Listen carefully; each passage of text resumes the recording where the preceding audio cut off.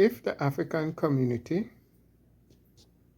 does not change the way we behave and how we do things, years from now, we are going to be blaming someone else. It may not be UNC, it may be another party with another color, with the same philosophy as the United National Congress. But our situation would remain the same if we do not make some changes right now. We have to change our mindset first of all. The first place we have to start is the way we spend our money. People are insulting us every day, calling us monkeys, eat grass, and many other names, while at the same time, many of those persons have businesses that we go to. Some of us are crazy enough to even go to some of those places to actually eat. So it would not be surprising if one day we find out that there is someone in the back spitting in our food when we go to buy. We must be responsible with the monies that we make. We are responsible for the next generation to come.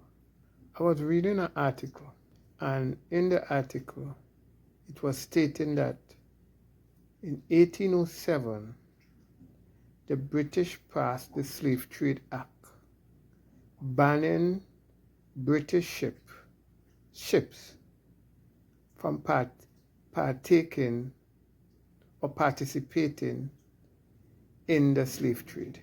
The story there is quite interesting because as you read along, you'll realize that many Africans did not want the slave trade to end because they did not see themselves as slaves.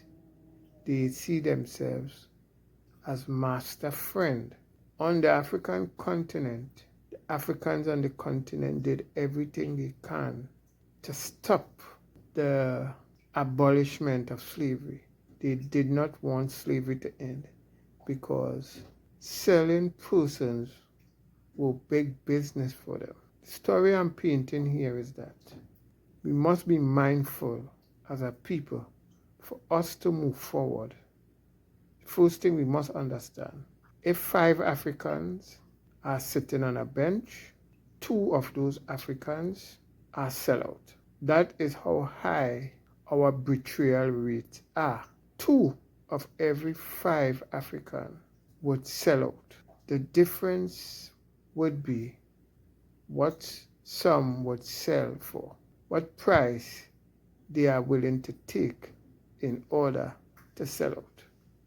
Some price may be very high because they have some form of dignity, while others, little to none. They will take whatever they can get, including a promise. So as we go through this tumultuous time in the country for our people, we must be mindful that if we do not change within this time, we are going to be back in the same place complaining about a different prime minister and facing the same atrocities that we are facing right now. Unfortunately, the East Indian community is not our enemy. Many East Indians are facing the same bills, the same hardship, and the same difficulty that we go through every day. They are concerned also about their children being raped and killed. Many business associates who are of East Indian descent have been robbed, matter of fact, they are being tormented by persons of African descent who are threatening to kidnap and kill their children if they do not pay a particular fee. As I said in the earlies, I've been to more than enough funerals of young East Indian businessmen whose only crime was going to their business place and opening up. And some clown who believes that all he needs is a gun to fulfill his dream would get anything he asks for. African community must pull ourselves up, must be mindful of what we are doing now and stop the complaining, because complaining alone would not solve our problem.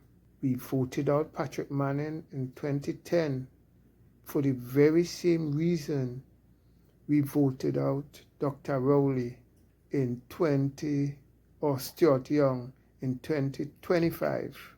And what was that? Promises. People making promises to us that they have no intention of keeping. The difference now is that Kamala is making us pay for the vote that we made.